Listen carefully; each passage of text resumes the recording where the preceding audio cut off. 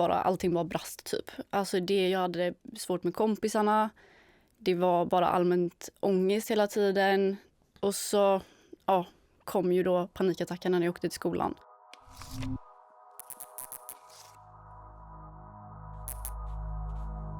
Jag heter Robin och jag hoppade av skolan i 1:an i gymnasiet. Jag heter Tina och jag hoppade av gymnasiet i början av 2:an. Jag heter Alva och jag hoppade av gymnasiet efter jag hade gått klart 1:an.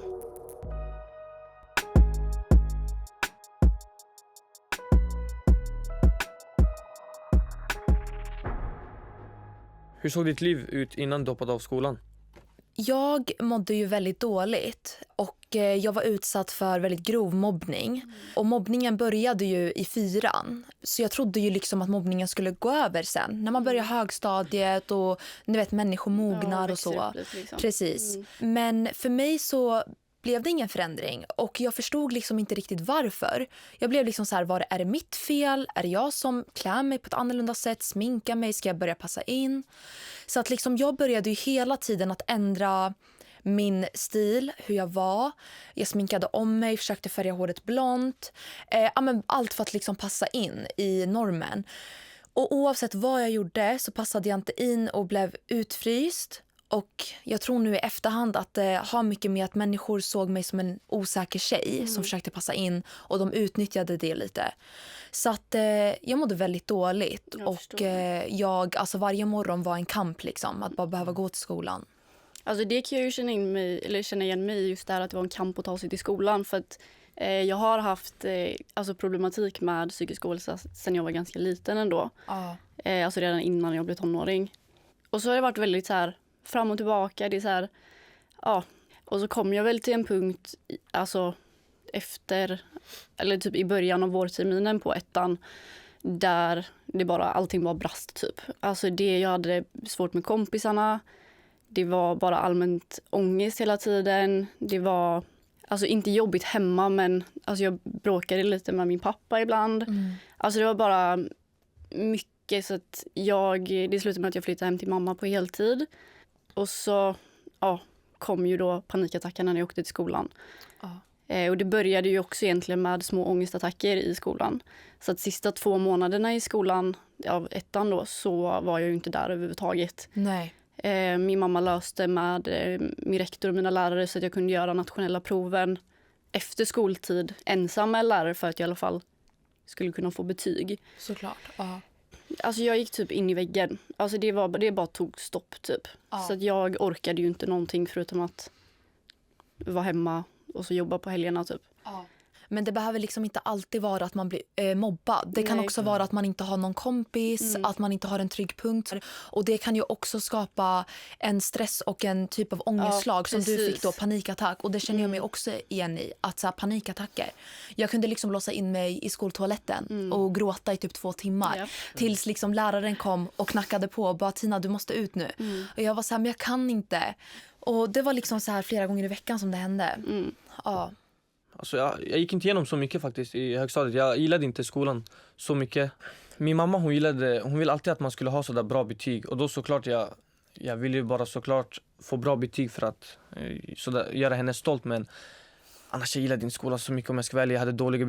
Jag hade inte jättedåliga betyg men jag hade F, jag hade D, jag kanske hade 1C. Det var kanske mitt maxbetyg men annars det var runt E, D, F och det var typ sådär alltså. Inte olika liksom. Lite olika.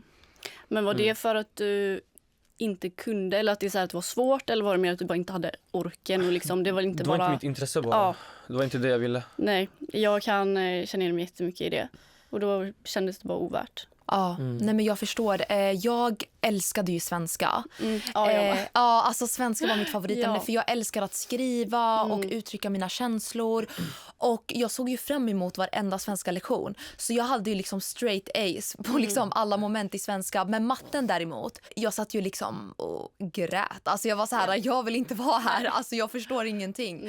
Och jag försökte verkligen. Och så var det jobbigt att se de andra klasskamraterna få liksom E åtminstone. Ja, eller liksom de som fick bra betyg och man var så här...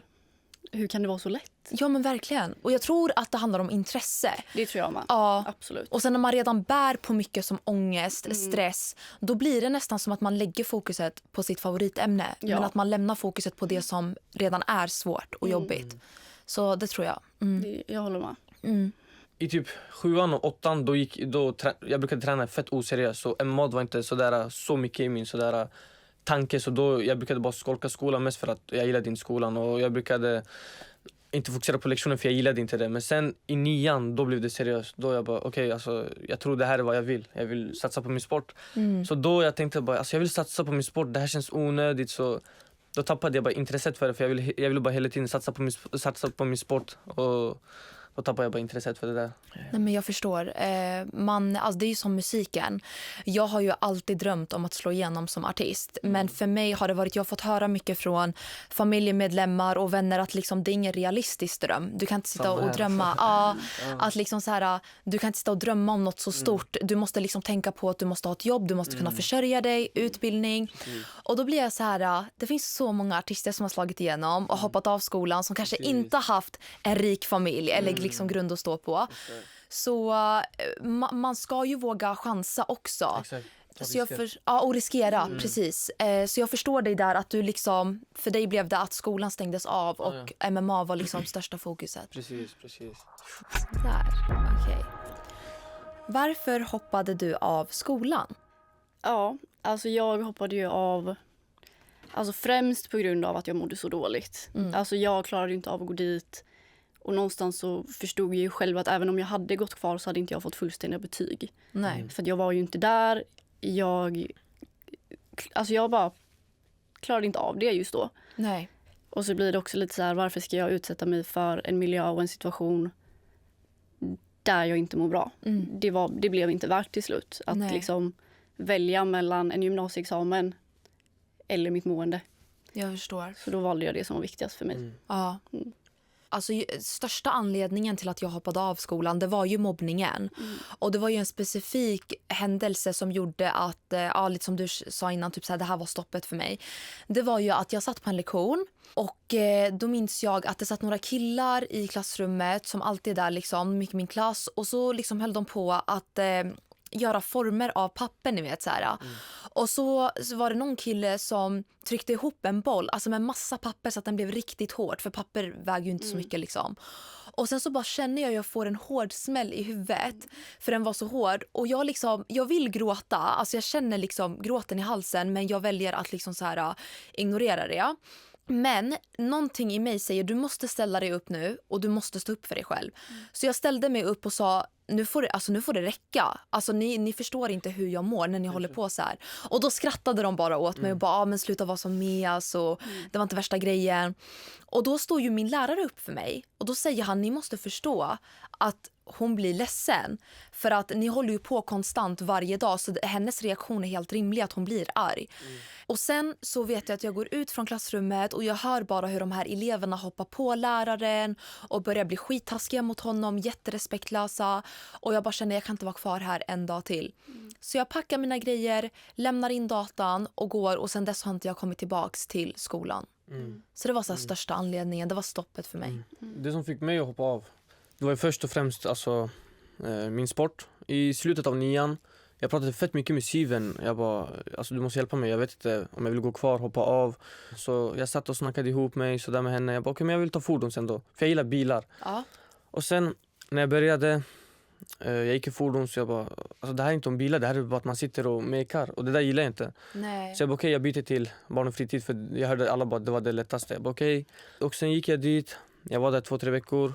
Och sen från ingenstans, de bara, vi har ett prov här eller någonting där. Alltså, det blev så mycket, och sen till slut jag bara, jag orkar inte.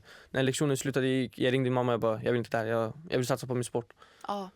Så jag ville göra det, och sen tog jag mina saker och bara gick hem.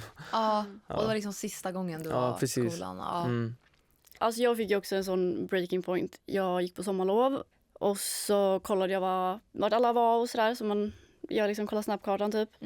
Och så ser jag att alla tjejer i min klass är hos en person. Och jag hade inte fått en inbjudan. Ja. Och då blev det lite bristningspunkten för mig. Och jag ringde mamma och bara så här, nej. Nu räcker det liksom. Jag kan inte gå tillbaka. till den situationen där jag alltså verkligen inte har någon längre. Nej. Så att då tog jag det med mamma och hon förstod ju direkt och var så här, ja, då löser vi det då. Så då det bestämdes verkligen alltså över natten typ. Alltså det var en dag till en annan så hade jag bestämt mig. Så typ dagen efter så ringde jag min chef och var så, jag funderar på att hoppa av. Om jag gör det finns det möjlighet att jag kan gå upp i timmar. Så han sa, ja jag kikar på det. Ringde upp en timme senare och bara, ja, vi löser det. Gud vad skönt. Jätteskönt. Ja. Och så typ dagen efter det så gick vi till skolan, till min rektor och skrev på alla papper och så var det klart. Ja. Typ. Ändå vilken liksom lättnad för dig. Ja. Hur reagerade folk runt omkring dig? Alltså, min mamma, jag ringde henne, jag bara mamma jag vill inte det här längre. Jag vill inte gå i skolan, jag vill satsa på min sport till 100%. Så hon bara okej, men då måste du sådär lova mig att du verkligen tränar och verkligen ger 100%. Så hon reagerade faktiskt bra. Så det är sådär... Hon accepterade att nej, alltså, jag bara wow, hon bara okej, du får... Alltså, du blev nästan lite chockad. Du förväntade dig en annan reaktion. Exakt. Ja. Förut jag har sagt till henne på sådär skoj typ, jag vill hoppa av skolan. Hon bara nej, du får inte. Alltså, du måste fokusera sådär på skolan, annars du kan inte bli någonting sådär. Jag blev jätteosäker på, vänta nu hoppade jag av skolan. Gjorde jag verkligen det? Jag blev sådär chockad själv. Ja. Så, men nu, folk de reagerar faktiskt jättebra. Folk i mitt team, alltså i mitt klubb, de supportar mig till 100%. Ja. Men det finns några också sådär, alltså inte vänner men sådär, folk som jag känner. De är jättenegativa faktiskt. De säger typ så här i Skellefteå, hur ska du klara det? Varför just du? Typ mina släktingar, de förstår inte sådär saker så bra. De tror jobb och sen klart, men de vet inte man kan tjäna pengar på en sport eller så de fattar inte. De tänker alltså vad gör du? Varför gör du så här? Gå i skolan. Exakt. Det är sådär 50-50. Min mamma fick ju lite panik för hon, alltså så här, min storebror och min stora syster, de är de enda som har gått klart gymnasiet. De andra 3 har inte haft ett intresse för det. Vi är väldigt många syskon i min familj. Så att jag minns att min mamma sa till mig, du måste gå skolan. Det är viktigt, du måste ha den utbildning. Mina föräldrar, de var också så här, du liksom, vi vill inte att det här arvet ska gå vidare. Att du liksom ska hoppa av och nästa syskon ska hoppa av. Utan vi vill att du ska gå klart skolan. Och jag var så här, nej jag förstår mamma. Men nu är det så här att jag har blivit gravid. Det är redan jobbigt i skolan. Jag var väldigt liksom utfryst och mobbad i den sista gymnasieskolan som jag gick i Uppsala. Så jag bara, det här går inte mer. Jag kan inte gå in till skoldörren en endaste dag till. För jag kommer tappa det. Och hon bara, vet du vad, du ska göra det som känns bäst för dig. Det finns komvux, det finns folkhögskolan, alla sån, liksom, det finns andra möjligheter. Men bara du tar igen det sen för din skull. För världen, alltså den har blivit jobbigare idag. Man behöver en utbildning idag för att få vissa yrken. Så... ja, det var liksom min mammas reaktion. Sen min pappa, han var väldigt så här, nej, liksom, du kommer ångra det. Gå klart skolan. Liksom, jag har inte samma misstag som jag gjorde. Men sen när jag väl hoppade av skolan och verkligen fick ett heltidsjobb, för jag började jobba på det här kaféet då förstod ju liksom mina föräldrar någonstans att okej, nu gör hon ändå någonting av sitt liv. Hon jobbar, hon tar ansvar. Så att hon sitter ju inte bara hemma. Så på så sätt till slut så började de förstå, precis som i din situation. Och sen så förlorade jag såklart många vänner. För att de trodde typ så här att nu, alltså, vi vill inte vara med någon som liksom inte tänker på sin framtid. För folk förknippar ju typ så här att hoppar av skolan så tänker du inte på din framtid. Typ så att man inte kan bli framgångsrik utan gymnasieexamen. Vilket jag inte håller med om alls. Nej. Faktiskt. Alltså jag har också fått väldigt mycket delade åsikter och tankar. Som sagt, min mamma har alltid varit jättestöttande. Sen typ min mormor och morfar och min storebror tyckte ju kanske inte att jag var jättesmart av att hoppa av. Älskar min storebror. Alltså han är min största förebild. Men han var nog ändå den som var mest kritisk till att jag skulle hoppa av, tror jag. Han tyckte ju att jag var dum i huvudet. Och han var ju också så här, vad ska du göra nu? Hur ska du lösa det här? Så jag kommer ihåg, vi satt i bilen när jag berättade då att jag hade hoppat av. Och han var ju så här, vad fan tänkte du nu? Vad fan ska du göra? Och jag var så här, jag ska jobba. Eller vad då? Och sen, alltså vi har inte pratat jättemycket om det efteråt. Men jag tror bara att han har antagligen märkt att... Du tar ditt ansvar. Ja. Och liksom det är så här, det blev ju så mycket bättre till slut ändå. och jag har jobb och allt sånt där. Alltså ingen i min klass visste ju att jag hoppade av. Nej. Utan jag dök ju bara inte upp efter sommarlovet. Ja. Och det har jag fått höra att det var ju lite snack. Just att jag inte kom tillbaka och det var mycket skitsnack. Och då blir jag så här, ja. Prata på. Alltså lite så. Alltså det finns så många som inte mår bra i skolan och som alltså ändå inte får gymnasieexamen, som inte vågar hoppa av. Alltså jag är bara glad att jag vågade ta det steget. Och speciellt då också att jag har en så stöttande familj som verkligen alltid bara alltså fattat att jag har gjort rätt val. Jag håller absolut med att många har fördomar. För de tänker så här att men utan utbildning så får du inte ditt drömyrke och du kommer typ leva på SOS-bidrag. Eller inte fatta något fel på det, men alltså det är de fördomarna de har. Och då blir man lite så här... Okej, men nu är det så här att det här är mitt liv liksom, och inte ditt liv. Alltså jag kan nästan känna att det ger mig lite extra push att visa dem. Visa lite dem. extra liksom. Helt rätt. Få lite mer Så nu ska jag visa er att jag kommer klara det. Men folk kommer alltid ha sina fördomar. Finns det något du ångrar med att du hoppat av? Jag kan känna lite så här ibland att jag hade velat samarbeta lite mer med skolan. Att jag skulle få, distansplugg sista året. Och att jag bara skulle ha haft 1 år kvar på gymnasiet. Så det kan jag känna att jag ångrar. Men annars så vet jag att det finns komvux och sånt. Men det är faktiskt en grej som jag ångrar, att jag inte samarbetade mer med dem så här andra året. Vad känner ni? Nej, men alltså jag ångrar mig faktiskt inte alls. Alltså jag trivs jättebra på mitt jobb. Och det är också liksom ett jobb som jag kan jobba mig uppåt och liksom faktiskt verkligen bli någonting. Jag jobbar i matbutik. Ja, så att, och där kan man bli så här butikschef och sånt. Man kan jobba precis, upp sig. Det går verkligen att jobba upp sig liksom. Och jag har aldrig mått så här bra. Så att då blir det också en stor liksom bekräftelse för att jag gjorde rätt val. Ja, precis.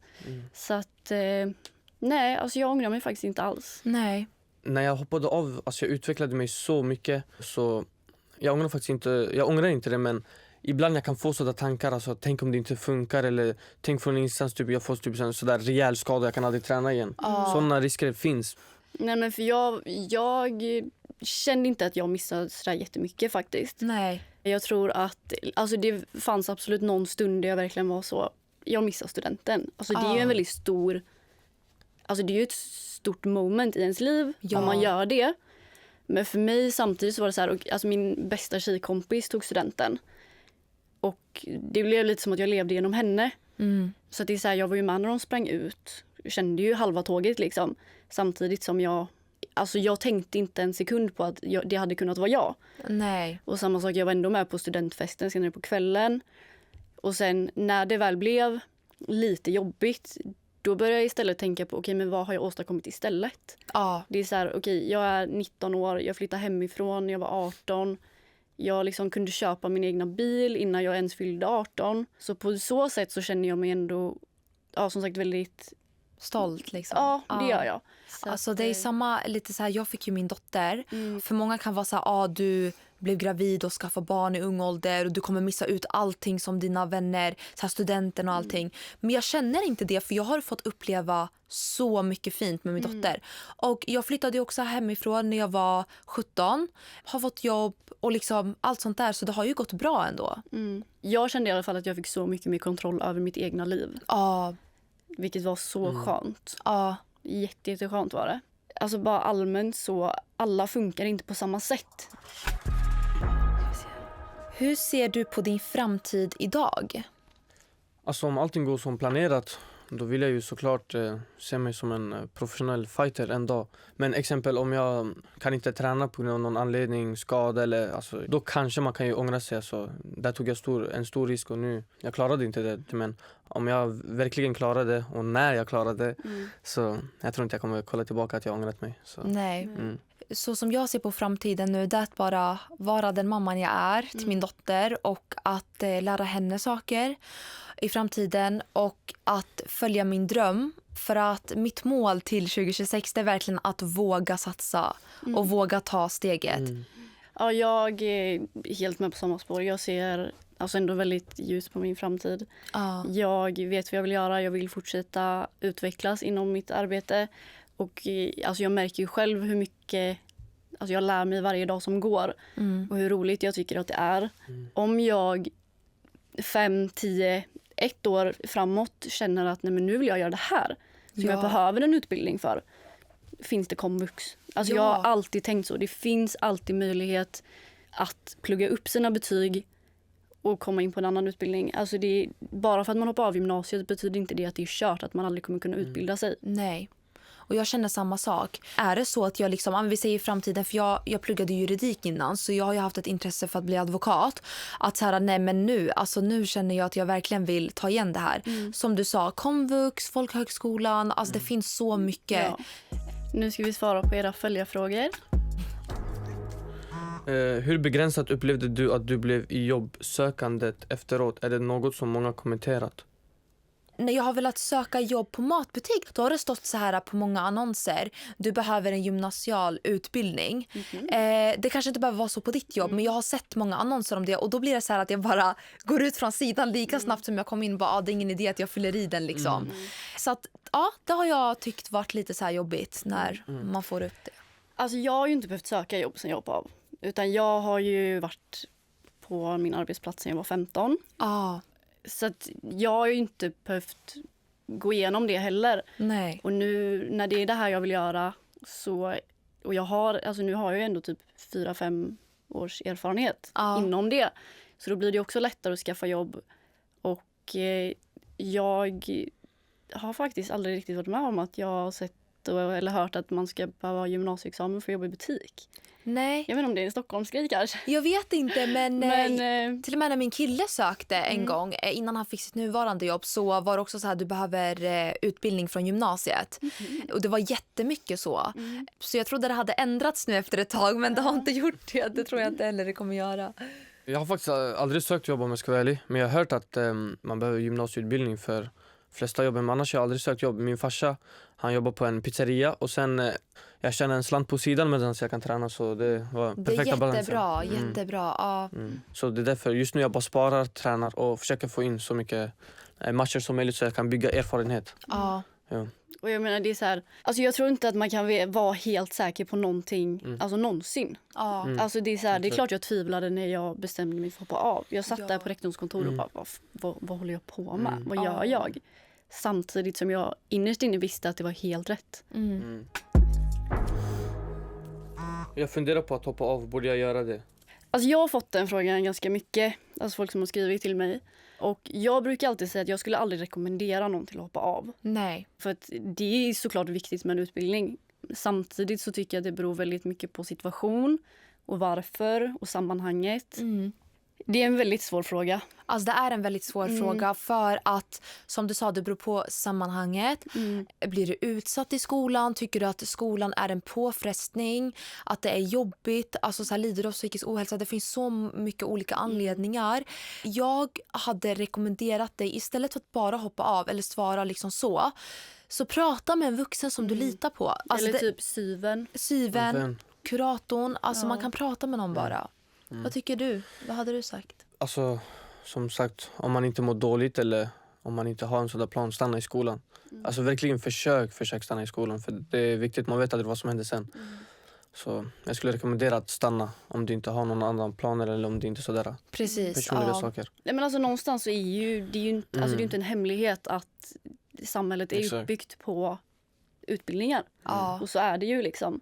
Samtidigt som jag fortfarande är väldigt stark i min åsikt om att man inte behöver en utbildning för att lyckas. Men jag tror att många som hoppar av har inte en plan. Nej. Utan det är liksom så spontant. Så att jag skulle säga att om man funderar på att hoppa av, försök ha en plan på vad man ska göra. Jag kan ju säga liksom att när jag hoppade av skolan, de första dagarna var jättekonstiga för mig. För jag var så noga med att inte missa en endaste lektion. Alltså jag gick till skolan när jag var sjuk. Alltså det ska man inte göra, men det var så pass liksom.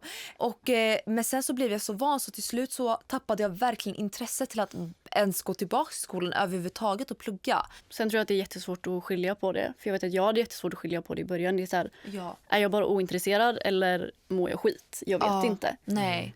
skillnaden är typ så här, vi säger att du har 5 prov på en vecka och du är så less, så trött och du har inte hunnit göra någonting. Så klart att det kommer till en punkt där man bara, alltså jag orkar inte mer, alltså kan inte bara skiten vara över.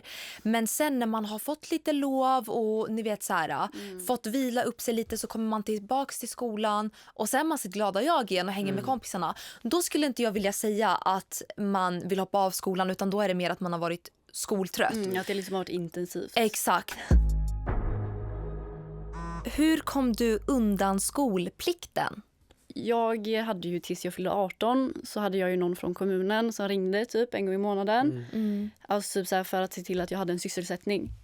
Så det är ju en sån grej om man inte är 18, eller jag tror att till och med efter man är 18. Jag vet inte riktigt hur länge De man har ringde den. till mig och så sa de, vi ser inte att du är placerad i någon skola, så att vi undrar typ om du har någon grej du gör utanför, eller om du skulle vilja, vi skulle kunna lägga upp en kursplan för dig. Och då skulle de återkomma till mig under hösten nu. Men de har inte gjort det faktiskt, men det var också någon från kommunen som ringde. Precis, för att jag vet att de ringer och hör av sig för att man ska ha en sysselsättning. Jag vet att de kan hjälpa en hitta jobb eller någon annan form av utbildning. Precis. Så att på så sätt så kommer man inte undan helt liksom. Nej. Jag tror att det är mer normaliserat idag att hoppa av. Samtidigt som jag tycker att det är så 50-50 att antingen så fattar man helt och hållet alltså grejen med att hoppa av gymnasiet, eller och andra halvan är så här, de skulle aldrig kunna tänka sig det och de förstår sig inte på det alls liksom. Ja, jag tror att många blir inspirerade av kanske människor, framgångsrika människor eller människor, och de hittar nya intressen genom sociala medier, och då kanske de tänker att skolan är ingenting för mig, jag kanske vill bli influencer eller jag kanske vill bli det här eller hålla på med annat. Men det behöver inte alltid vara så, men jag tror att sociala medier är en stor del av, alltså för det är där man ser allting. Jag tror också att mycket kan handla om hur alltså, vanligt psykisk ohälsa är i samhället just nu. Bland unga. Alltså, jag tycker att det är helt sjukt hur många det är som lider av psykisk ohälsa som inte får den hjälpen de behöver. Och det går ut över skolan, och skolan har inte resurser för att hjälpa dem eller gå vidare. Så att jag tror att det spelar jättestor roll. Ja. Jag tycker att båda verkar jätteambitiösa och att ni har väldigt fina drömmar och mål. Jag tycker det är jättefint att du är mamma. Tack. Och jag tycker att det är helt... jag blir imponerad av alla jag träffar som vågar följa sina drömmar. Jag tycker det är jättestort. Nej, men jag tycker ni är jättebra på att prata och liksom föra ett samtal. Och det var jätteroligt att träffa er. Och jag tycker det är jättekul att du håller på med MMA. Samma här, alltså det är kul bara. Gör det ni vill, jaga era drömmar bara. Jag och våra drömmar.